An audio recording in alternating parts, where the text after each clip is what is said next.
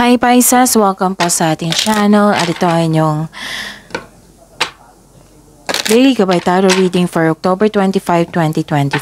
Please be reminded kung naka-resonate kayo, comment down. Kung hindi kayo naka-resonate, ibigay niyo po sa iba kasi channel reading po ito. This is for you, Pisces, ngayong October 25, 2024.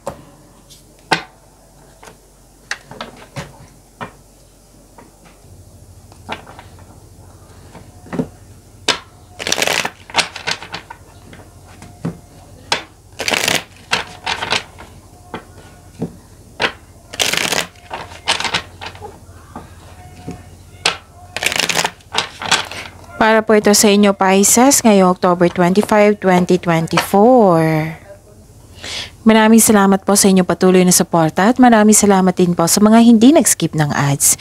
Gamitin ang reading na ito bilang gabay lamang sa mga hindi pa nag-subscribe. Subscribe na po kayo at click bell notification para malaman nyo na may bago tayong video. Para sa mga gusto magpa-reading po, may lumabas dyan sa screen nyo ngayon. Panoorin nyo po at sundin ang instruction. Calling the attention sa mga suki ko dito na Pisces.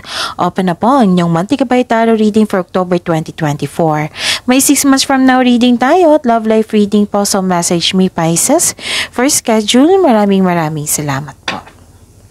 Spirits guide, mga ganap po para kay Pisces kay October 25, 2024. I need 3 cards po para kay Pisces.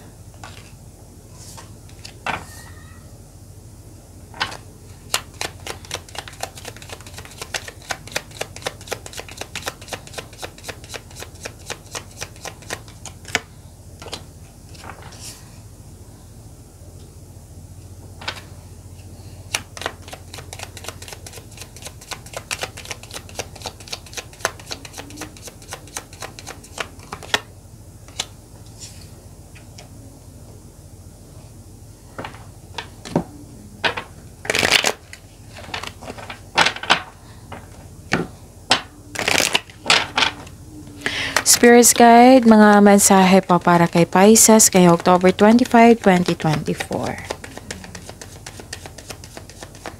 I need 2 cards po.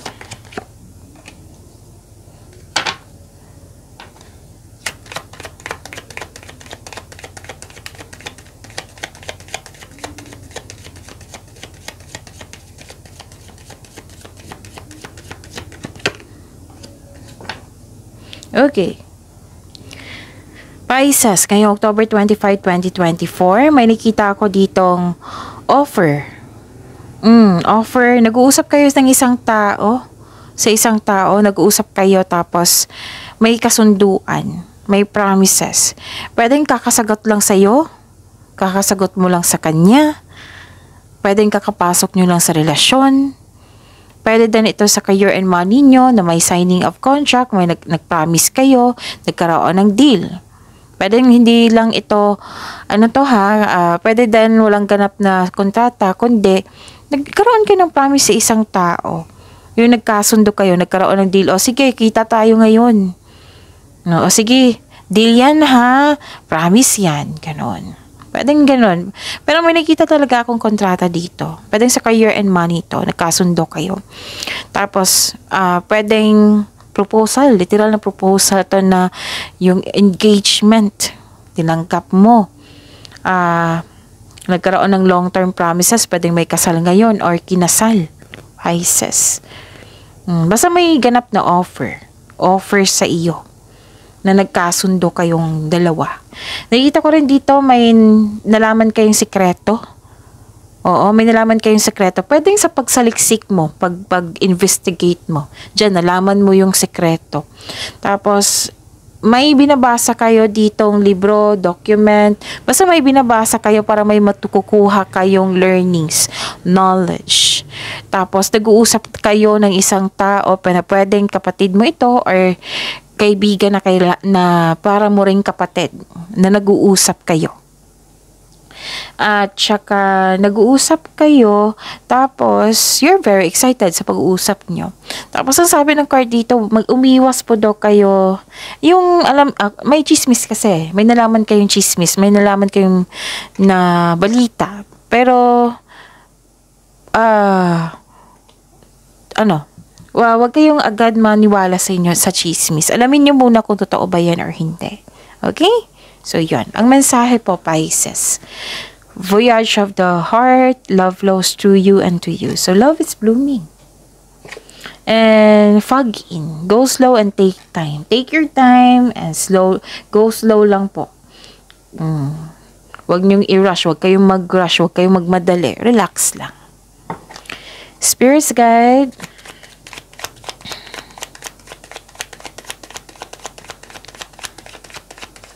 Energy po ni Pisces kayo October 25, 2024.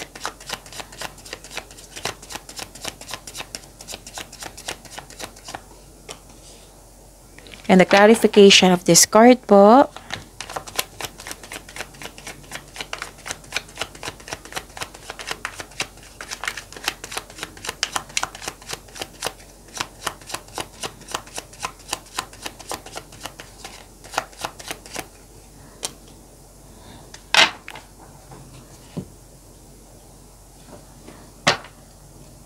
Okay.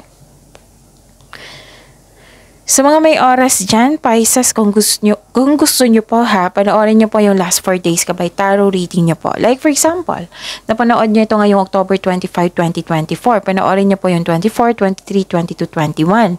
Yung basta sunod-sunod nyo date po. Kung may nakita kayo o may narinig kayo repeating message, meaning to say, pinupush talaga ng cards nyo yan para bigyan nyo po ng atensyon. Kung maaari po, bigyan nyo po ng solusyon at aksyon. Remember, Pisces, at the end of the day, alam mo na ikaw lang taong may kakayahan at responsable na gumawa ng sarili mong katotohanan at kinabukasan. Okay. Wow. Productive kayo ngayong araw na ito. Sobrang busy, hard work, nakikita ko dito. Bagong kasanayan at kaalaman. So this is a clarification of your card here. May bagong kasanayan at kaalaman. Pisces. So this card reminds you kapag ginawa mo ang gusto mo, mamahalin mo ang ginagawa mo. Ang tagumpay sa kaperahan at seguridad ay produkto ng iyong pagsusumikap. May tagumpay dito sa inyong buhay ngayon. So keep up the great work. Hard work at dedikasyon sa trabaho, negosyo man, for financial prosperity. Patuloy mo lang magsumikap, sabi po ng card niyo po dito. So, this is a clarification of your card here ha, kasi nag-self-study kayo dito, nag-self-study din kayo dito. Nag-aaral kayo ngayon ng skill para ma-increase yung income mo, gumagawa kayo ng another income. So, alam nyo ba, ang sabi ng card nyo po dito, what you have been studying or practicing, it will lead you to abundance po. So, trust that you can do anything. Basta set kayo ng clear intention so that you can achieve success through diligent work that you enjoy. May ano dito. May ganap dito na may isang relasyon dito na gustong magtayo na ng sariling pamilya. Yung partner mo, gusto niya magtayo ng sariling pamilya, kayo. Maaaring mag-propose na ito. At sa mga single dito, gusto niyo ng security sa inyong buhay. Secure ang future. Ganon. This is, maraming movement. Sobrang busy ngayon. Nagkaroon din ng transition. Okay? Yun. Maraming ganap si Pisces ngayon. Ano pa? Nakikita ko dito na nagkaroon ng conflict or argument, Pisces. May pagkawala, paninirang puri or panulokong magkaganap. Mag-iingat po daw kayo sa inyong sinasabi at ginagawa. Baka kasi may masabi kayo na magawa na dahil sa naggalit kayo. Kasi nag-provoke ito. Yung napuno ka na. Yung reaction mo na ito ay hindi mo sinasadya. Nadala lang kayo sa inyong emotion. So, ang sabi ng card dito, control yourself, mag-ingat po daw kayo. Kasi baka mag-cause pa ng problema kung mag-react po kayo. Ganon. This card tells you na ang pagkakaroon ng pagtatalo or pag-aaway sa isang connection sa isang tao ay natural element po sa lahat ng connection, sa lahat ng relasyon. Dito mo rin makilala ang sarili mo kung paano ka maghanda ng ganitong sitwasyon, makilala mo din kung paano kayo magalit, at dito mo rin malalaman kung right time na bang mag-walk away kayo sa taong ito. Nagkaroon ng conflict po. Pero i-address mo tong hurt feelings niya ito. Gusto mo talaga ipaalam sa kanya, nasaktan ako. Ganon. How dare you? Sinaktan mo ako. Ganon. Gusto mong iparating sa kanya na sobrang naging mabait ako, pero sinaktan mo ako. Ganon. Gusto mong i-address yan. So, kaya nga may paalalang card dito na watch out lang po. Watch out lang po sa iyong gagawin, sa inyong sinasabi, ganon. So, you're addressing hurt feelings dito. And sabi ng card dito, improve nyo po daw yung communication nyo. Communication skills po. And listen to your intuition also. Kasi it will guide you away from toxic person or toxic place. Gusto mo sumuko, oo, pero gusto mo pang i-express. Kaya nga, wala namang masama i-express ito, pero control yourself, like kung ano yung sasabihin mo sa kanya, kung ano yung gagawin mo, ganun. Kasi madadala ka talaga sa iyong emotion. So, you have to control it. Okay? Spirits guide. Career and money po ni Pisces. And the clarification of this card po.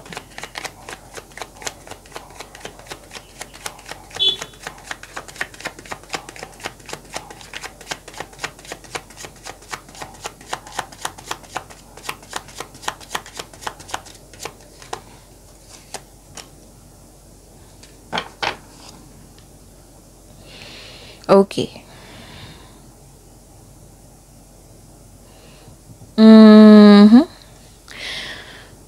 Sa career and money niyo po, nagkaroon ng pagkasundo talaga dito. This is a clarification of your card here and here. Nagkaroon ng alignment, pagkakasundo. You're very inspired here. Nagkaroon ng motivation. Okay, may nakita ko dito, oh. May namuong romance sa workplace mo or yung partner mo ay katrabaho mo. This card also means may makipag-business partnership sa'yo or makipag-teammate sa'yo, makipag-teamwork sa'yo. Gusto mo yung career mo ngayon dahil nagbibigay ito ng financial stability sa iyong buhay. At naggagawa mo yung passion mo at the same time. Okay. Yun. May unity dito, oh, pagkakaisa and choice mo to, may commitment, may ano talaga dito, may pagkakasundo dito sa career and money mo. Kitang-kita ko, may pagkakasundo dito. Ano ba? Nakikita ko rin dito na kailangan nyo mag-connect sa inyong intuition. So, kung hindi nyo alam kung paano mag-connect sa inyong intuition, i-search nyo po yan sa Google kasi maraming paraan yan. Basta sa intuition, siya yung magsasabi ko ano yung next action. Siya din yung magsasabi na may ganap na hindi mo pa alam. Siya din yung magsasabi na may taong hindi totoo sa inyo. Siya yung magtuturo kung saan yung right path patungo sa success and marami pang iba na ikakabuti sa iyo. And nagkaroon, another card na nagsabi dito na nagkaroon ng self-study talaga. And confused kayo dito, oh. You have to connect to your intuition. Oo. Stop overthinking. Oo, nakikita ko dito, overthinking and overanalyzing the situation. Instead na magkaroon ka ng tiwala sa inyong sarili, nagre-rely ka sa guidance ng iba o opinion sa iba. Why not makinig ka muna sa inyong sarili? Okay? So, this is also means, kaya kayo pinapakonect sa inyong intuition kasi may nangyari daw na hindi nyo pa alam. Or, alam nyo na, pero ini-ignore nyo. Like for example, busy kayo, may nangyari, pero busy ako, mamaya na yan. Ganon.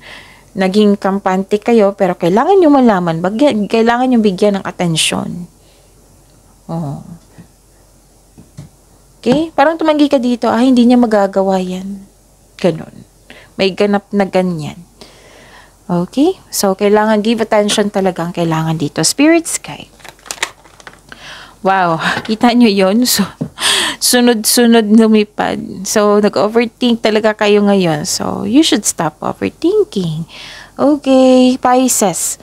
Maraming salamat po sa patuloy na tiwala, suporta sa ating channel. At maraming salamat din po sa mga hindi nag-skip ng ads. May lumabas dyan sa screen nyo ngayon, panoorin nyo po. Kung gusto nyo po iyan, then follow instruction. Kaya pala may celebration dito. Oh. Kasi nga may celebration talaga. Monthsary anniversary. It might be it might be gagasta kayo dyan. Oo, kasi may nakita kong career and money. Pwede din na na-excite kayo sa celebration nyo sa trabaho. Nasa trabaho ka, o sobrang excited mo sa monthsary anniversary mo. Or isang pagtatapos. Oh, like for graduation ba ngayon? Kasi may nakita kong graduation. Okay, pwedeng monthsary anniversary. Everything you have worked for is coming together. May nakita rin akong tapos ng construction ng dream house mo. Ano pa? So, celebrate your wins and acknowledge how far you've come. So, you're ready ka na sa new journey nyo. Oh. Yun nga, yung masabi ako sa inyo kanina na isa sa inyo gusto nang magkaroon ng kasal, maglipat para yung magbukod kayo, ganon. Magbuo kayo ng pamilya. Yes, may celebration. Pwede din may natanggap kang rewards, recognition, awards dyan. Tapos nag-celebrate kayo. Or pagtaas ng allowance or sweldo. Kasi may nakita ko dito eh. Pwede din positive review, positive response. Yes, kitang-kita ko dito. Okay?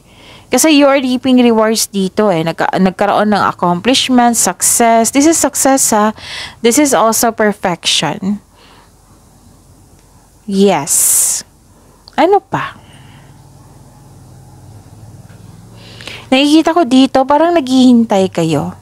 Kailangan nyo maging, anong tawag dito? Magbigay ng pasensya. Let's say na naiinis ka or naiinip ka sa pagdating ng isang tao, kailangan mo ng pasensya kasi, like for example, hindi siya makauwi, delayed yung flight kasi masama ang panahon. Hindi siya makauwi kasi hindi siya pinayagan ng kanyang boss, ganun. May ganap na ganyan, pero may dahilan naman. Sa bawat delay, may dahilan yan. Okay? Tapos, kung may offer po daw, pag-isipan nyo po ng mabuti kung karapat-dapat pa. Kasi pinopost kayo ng corner dito. Pisces, kailangan nyo pag-isipan niya ng mabuti kung karapat-dapat ba. Malaya naman tayo pumili. Choices, malaya tayo. Pero, you have to think about it first kung karapat-dapat ba ito. Para walang sisi. Okay? At, marahil nagkaroon ng delay sa hinihintay mo, the universe is trying to show you something. Baka may na-miss kang opportunity. So, the wisdom message is use your time wisely. Okay? So, yun. Maging mapagpasensya. Maging yung habaan yung pasensya nyo. So, yun. Habaan nyo po yung pasensya nyo. Habaan nyo po yung pasensya nyo. Tsaka, kung gagawa po kayo ng desisyon ngayon, sabi po ng card, pag-isipan nyo po daw na mabuti. Give time talaga. Yung don't hesitate too long din. Kasi nakita ko dito yan, nagkaroon kayo ng hesitation. Magtiwala sa inyong sarili. Huwag kayong magtiwala sa mga chismis. Chismis, alamin nyo muna kung totoo ba yan or hindi. Basta kung gagawa kayo ng desisyon dito, take time. Go slow. Huwag nyong madaliin. Go slow, take time. Yan yung sabi dito. Tapos, habaan ng pasensya sa isang tao, sa isang bagay, sa sitwasyon. Yun. Siguraduhin, maging wais. Siguraduhin na yung desisyon mo is karapat-dapat pa. Ganun. Pag-isipan nyo ng mabuti. Kung nagkaroon ng delay, yun. The universe is trying to show you something. Baka may na-miss kang opportunity. So, the wisdom message is use your time wisely. Okay? So, yun. Invest your time wisely while you wait.